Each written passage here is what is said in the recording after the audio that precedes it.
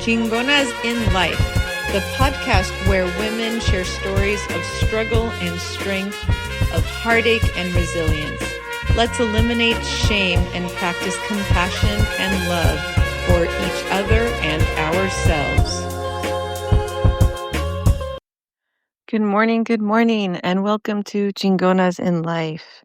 Today, I just want to take this time to welcome everyone and meet you where you're at today. Some of us might be having a great day, and some of us might be having a really dark day today. And I just want to honor wherever you are and encourage you to feel love no matter where you find yourself at the moment. Part of becoming a chingona is truly accepting and understanding where we are standing, how we got here, how we wrote this story. Because by knowing and understanding how we wrote our story, we affirm that we are the authors of this story. And so we are able to change our story. If there's a script that you have been given in life that you don't like, I really want to reassure you that you can change it. Maybe right now it feels impossible, and that's okay.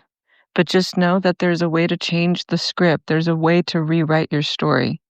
But before you rewrite your story, we have to sit and be very honest about the story that we are living right now.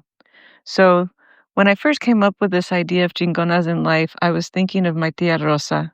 She was my inspiration for writing this because she was such a chingona. She really was a badass. She, upon her deathbed, one of the last conversations she and I shared was telling me about the different experiences she had, about the different experiences with people. We were talking about the different loves in her life. And one of the things that was so remarkable is she said to me, I have no regrets. I did what I did, that good and bad, I have no regrets. And that's just struck me because we go through life with so many regrets. Even for me, I think back and there are so many moments that I think, I wish I would have done this differently. Why didn't I listen at this point? Why didn't I love myself at this point in my life? And once we start feeling that way and allowing the regrets to just circle, it's like we go down this dark hole, and instead of feeling liberated, we feel more trapped. We feel trapped by the what if. But the truth is that the what if is a fantasy. Had you made a different choice, who knows what would have happened? That timeline has already been written. You already did it. You already played that part and it's over. So sitting here thinking, what if I had written the script differently at this point? Would it have been better? Maybe, maybe not. But you truly have no way of knowing. So when my Tía Rosa told me those powerful words, it really just struck me because she's right. Why regret what we've done? Instead, let's look at both the good and the bad and the ugly that is part of our past and understand that we did the best we could with what we had at that moment in time. So moving forward, incorporating this idea that we did what the best we could. You integrated the information you had. You know, most of us, including myself, there are so many moments that I've experienced that were truly survival moments, moments where I was acting out past childhood trauma where I had been triggered, but I was absolutely not conscious that that's what was happening. In my mind, I was living this moment as this person that I thought I was, not fully understanding the depth of my trauma, not understanding all of the survival coping mechanisms that my 5-year-old self had developed that were necessary for me to be able to continue living in that moment in this life. And now that I look back and see those moments and see, quite honestly, the moments that I'm living now, because honestly, I still have those moments now. It's not like I look back and think, oh, that was survival mode, and don't understand that sometimes I'm still in survival mode now. Even though I'm actively working on it, even though I've been in therapy for a year, I'm still in survival mode so many of my life, so much time.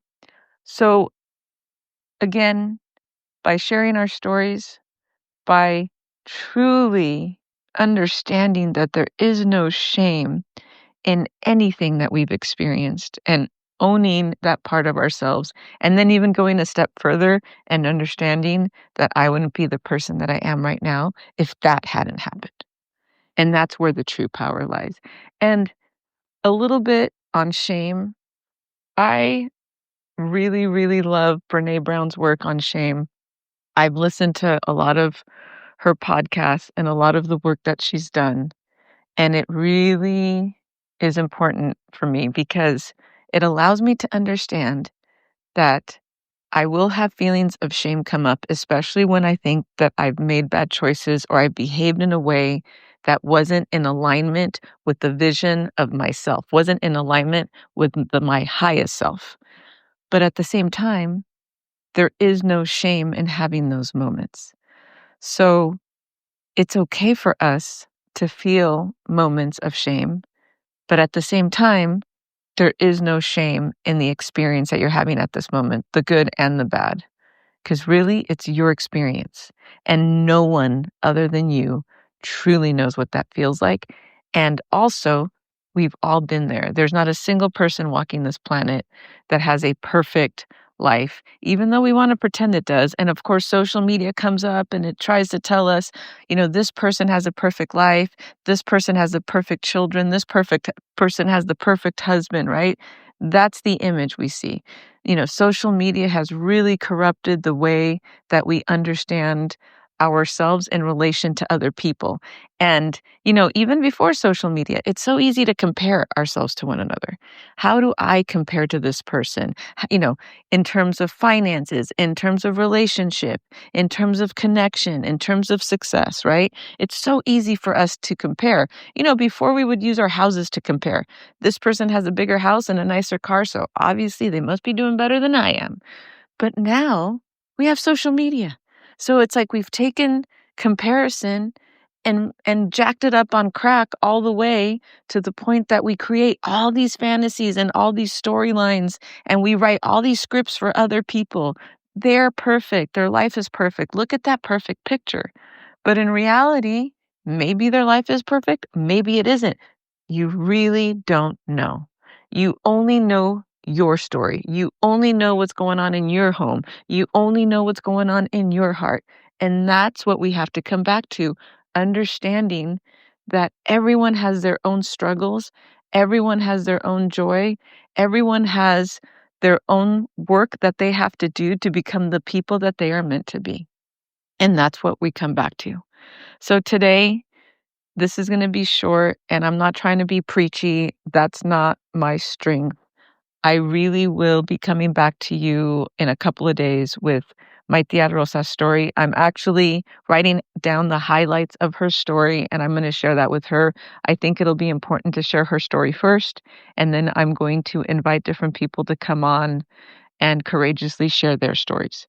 So that's the plan. So I want to leave everyone with this idea for today of when the shame comes in and you feel that you are not where you're supposed to be today, where you're feeling insecure about your relationship, insecure about your body, insecure about your children, insecure about your job, insecure about your finances, insecure about your friendships, whatever it is today that is getting you focused on what you lack and triggering your shame, just sit with the idea that it's okay. You are where you are right now. This is the moment you find yourself, but also acknowledge that you are the one writing your story. You are the executive producer of your script, which means you can read the lines and then decide what you want the next scene to be. And just in that little tiny bit of understanding, there is power that you get to write the next scene. And just be easy on yourself. You might write a better scene, or shit, you might go the other way and write a worse scene. and that's okay too. But just know that you are the writer. The simple act of knowing that you're the author of this story gives you power, and that's a place to start. I love all of you. I wish everyone a beautiful day. Again, go out there, just do the best that you can and be easy on yourself. Be kind to yourself. Give yourself a little grace today and give yourself a lot of love. Until next week, when I share my Tía Rosa story, I'll talk to you then.